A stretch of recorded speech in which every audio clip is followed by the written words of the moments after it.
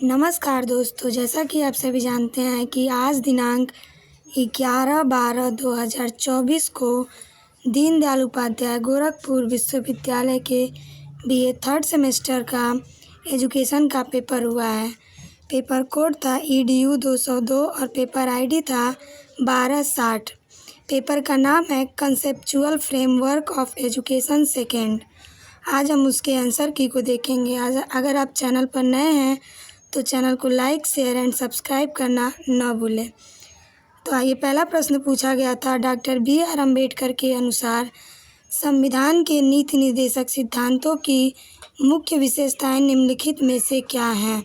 तो पहले प्रश्न का सही उत्तर होगा ऑप्शन नंबर C, नवीन विशेषताएं। दूसरा प्रश्न पूछा गया था, सोरोकिन ने सामाजिक गतिशीलता के कितने प्रभावों का उल्लेख किया है? तो दूसरे प्रश्न का सही उत्तर होगा ऑप्शन नंबर B, 3। तीसरा प्रश्न पूछा गया था, सिख धर्म की स्थापना कब हुई? तो तीसरे प्रश्न का सही उत्तर होगा ऑप्शन नंबर B, मुगल काल में 15वीं शताब्दी में। चौथा प्रश्न पूछा गया था, निम्न में से कौन प्रजातियों का प्रकार नहीं है? तो चौथे प्रश्न का भी सही उत्तर होगा ऑप्शन नंबर D, वायराइट भूरे। पांचवा प्रश्न पूछा गया था, भारतीय बहुलवादी समाज में सामाजिक विज्ञान की पाठ्य पुस्तकें होनी चाहिए जो? तो इस प्रश्न का भी सही उत्तर होगा ऑप्शन नंबर D, सभी धर्मों और सामाजिक समूहों को शामिल और उनका प्रतिनिधित्व करें। छठवां प्रश्न पूछा गया था, दयानंद सरस्वती का संबंध किससे है? तो छठवें प्रश्न का सही उत्तर होगा option number A, Arya Samaj से। सातवां प्रश्न पूछा गया था, सामाजिक परिवर्तन होते हैं? तो सातवें प्रश्न का सही उत्तर होगा ऑप्शन नंबर C, सकारात्मक और नकारात्मक। आठवां प्रश्न पूछा गया था, विश्वविद्यालय शिक्षा आयोग के प्रथम अध्यक्ष कौन थे? तो आठवें प्रश्न का सही उत्तर होगा option number B, doctor S Radhakrishnan. इसकी स्थापना 4 नवंबर 1948 ईस्वी में हुई थी। नौवां प्रश्न पूछा गया था, सामाजिक परिवर्तन को प्रभावित करने के कारण हैं? तो नौवें प्रश्न का सही उत्तर होगा ऑप्शन नंबर D, उपरोक्त सभी। 10वां प्रश्न पूछा गया था, विश्वविद्यालय अनुदान आयोग की स्थापना कब हुई थी? तो 10वें प्रश्न का सही उत्तर होगा ऑप्शन नंबर C, 1953 ईस्वी में। 11वां प्रश्न पूछा गया था और बहुत ही आसान प्रश्न था, भारतीय संविधान में मान्यता प्राप्त भाषाओं की संख्या कितनी है? तो 11वें प्रश्न का सही उत्तर होगा ऑप्शन नंबर C, 22 भाषाएं। 12वां प्रश्न पूछा गया था, सतत विकास लक्ष्य में कितने लक्ष्य तथा उद्देश्य हैं? तो 12वें प्रश्न का सही उत्तर होगा ऑप्शन नंबर B, 17 लक्ष्य और 169 उद्देश्य हैं। 13वां प्रश्न पूछा गया था, किसी विद्यालय में शिक्षा की गुणवत्ता के लिए सबसे प्रमुख सूचक निम्नलिखित में से कौन है? तो 13वें प्रश्न का सही उत्तर होगा ऑप्शन नंबर D, विद्यार्थियों का संप्राप्ति स्तर। 14वां प्रश्न पूछा गया था, राज्य नीति के लिए नीति निर्देशक सिद्धांत निम्नलिखित में से किस अनुच्छेद के अंतर्गत आते हैं? तो 14वें प्रश्न का सही उत्तर होगा ऑप्शन नंबर B, अनुच्छेद 36 से 51। 15वां प्रश्न पूछा गया था, संविधान की आत्मा नीति निर्देशक सिद्धांत तथा मौलिक अधिकार हैं, यह किसके द्वारा कहा गया? तो 15वें प्रश्न का सही उत्तर होगा ऑप्शन नंबर A, ग्रैनविले ऑस्टिन। 16वां प्रश्न पूछा गया था, लोक अदालत की शुरुआत निम्नलिखित में से किस के उन्नयन के लिए की गई? तो 16वें प्रश्न का सही उत्तर होगा ऑप्शन नंबर B, समान न्याय। 17वां प्रश्न पूछा गया था, नीति निर्देशक सिद्धांत हैं? तो 17वें प्रश्न का सही उत्तर होगा ऑप्शन नंबर B, न्याय विहीन संगत। 18वां प्रश्न पूछा गया था, शिक्षा का अधिकार मौलिक अधिकारों के वर्ग के किस भाग में आता है? तो 18वें प्रश्न का सही उत्तर होगा ऑप्शन नंबर सी, स्वतंत्रता का अधिकार। 19वां प्रश्न पूछा गया था, भारतीय संविधान का कौन सा अनुच्छेद समानता के अधिकार का आश्वासन देता है? तो 19वें प्रश्न का सही उत्तर होगा ऑप्शन नंबर ए, अनुच्छेद 14। 20वां प्रश्न पूछा गया था, निम्नलिखित में से कौन सा अनुच्छेद शिक्षा के अधिकार को मौलिक अधिकार बनाता है? तो 20वें प्रश्न का सही उत्तर होगा ऑप्शन नंबर ए, अनुच्छेद 21A।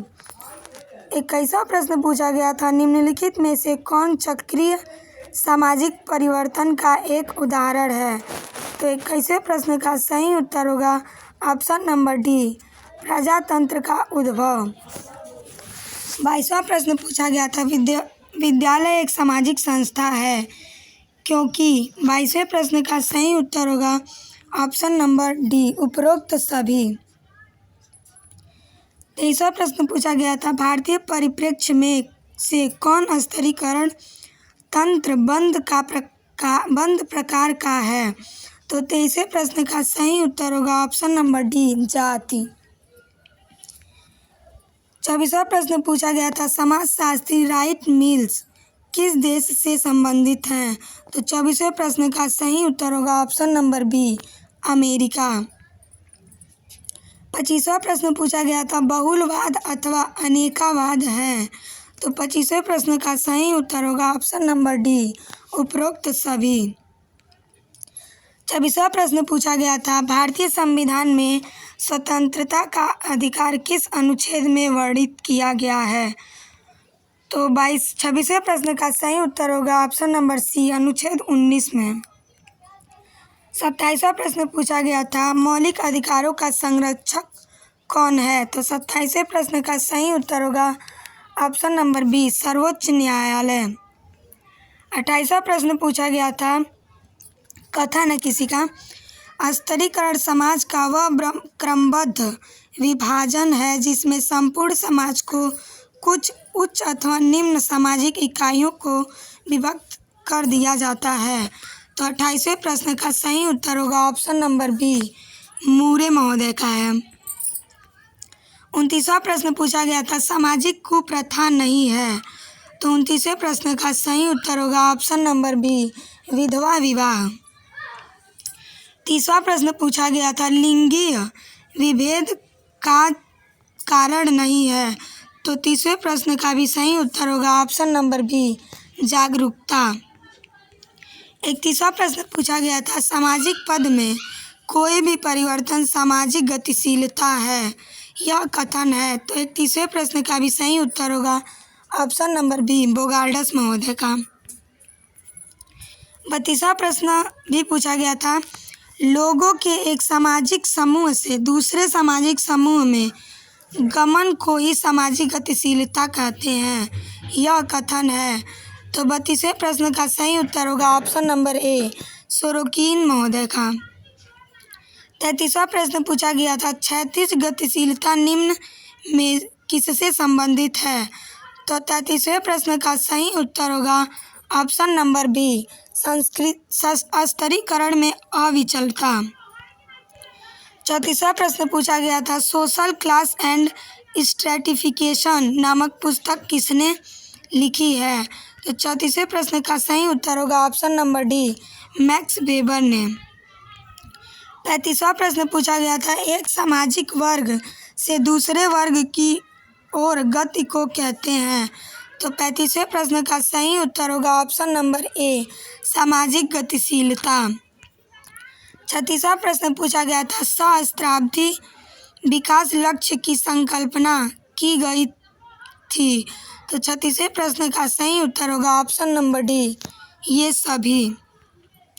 37वां प्रश्न पूछा गया था, भारतीय संविधान के राज्य के लिए नीति निर्धारक सिद्धांत के लिए निम्नलिखित में से कौन सा विकल्प सम्मिलित नहीं किया गया है? तो 37वें प्रश्न का सही उत्तर होगा ऑप्शन नंबर बी, नेहरूवादी। 38वां प्रश्न पूछा गया था, भारतीय संविधान के राज्य के लिए नीति निर्देशक तत्व किस देश के लिए से लिए गए हैं? तो 38वां प्रश्न का सही उत्तर होगा ऑप्शन नंबर सी, आयरलैंड से। 39वां प्रश्न पूछा गया था, राजनीति के निर्देशक तत्वों का उद्देश्य है। तो 39वें प्रश्न का सही उत्तर होगा ऑप्शन नंबर बी, लोक कल्याणकारी राज्य की स्थापना करना। 40वां प्रश्न पूछा गया था, शिक्षा वह प्रक्रिया है जिसके द्वारा बालक अपने आंतरिक शक्तियों को बाहर की ओर प्रकट करता है। यह कथन है फ्रोबेल महोदय का, option B is the right answer. 41वां प्रश्न पूछा गया था, भारत की अर्थव्यवस्था है। तो 41वें प्रश्न का सही उत्तर होगा ऑप्शन नंबर बी, मिश्रित अर्थव्यवस्था है।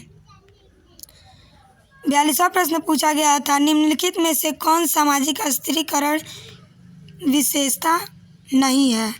तो 42वें प्रश्न का सही उत्तर होगा ऑप्शन नंबर ए, एक वैयक्तिक प्रक्रिया। 43वां प्रश्न पूछा गया था, सामाजिक अस्थिरीकरण का आधार नहीं है। तो 43वें प्रश्न का सही उत्तर होगा ऑप्शन नंबर सी, समानता। 44वां प्रश्न पूछा गया था, संविधान के कौन से भाग में नीति निर्देशक तत्वों का वर्णन है? तो 44वें प्रश्न का सही उत्तर होगा ऑप्शन नंबर सी, चौथे भाग में। 45वां प्रश्न पूछा गया था, निम्नलिखित में से कौन सा सतत विकास लक्ष्य गुणवत्तापूर्ण शिक्षा की बात करता है? तो 45वें प्रश्न का सही उत्तर होगा ऑप्शन नंबर बी, लक्ष्य 4। 46वां प्रश्न पूछा गया था, सतत विकास की पहल किस सन में हुई? तो 46वें प्रश्न का सही उत्तर होगा ऑप्शन नंबर बी, 1992 ईस्वी में। 47वां प्रश्न पूछा गया था, सतत विकास के लिए शिक्षा का संक्षिप्त रूप है। तो 47वें प्रश्न का सही उत्तर होगा ऑप्शन नंबर सी, ESD।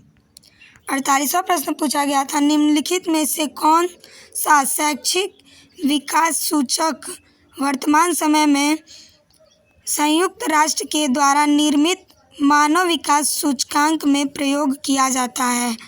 तो 48वें प्रश्न का सही उत्तर होगा ऑप्शन नंबर सी, विद्यालय जाने के औसत वर्ष। 49वां प्रश्न पूछा गया था, शिक्षा का मुख्य उद्देश्य है। तो 49वें प्रश्न का सही उत्तर होगा ऑप्शन नंबर सी, व्यक्तित्व विकास। 50वां प्रश्न और अंतिम प्रश्न पूछा गया था, निम्नलिखित में से कौन सी समस्या सहस्त्राब्दी विकास लक्ष्य के अंतर्गत नहीं की जाती है? तो 50वें प्रश्न का सही उत्तर होगा ऑप्शन नंबर सी, मानव अधिकार। मैंने 50 क्वेश्चन करवाए, इसमें जो भी त्रुटियां होंगी आप लोग कमेंट के माध्यम से बताइएगा।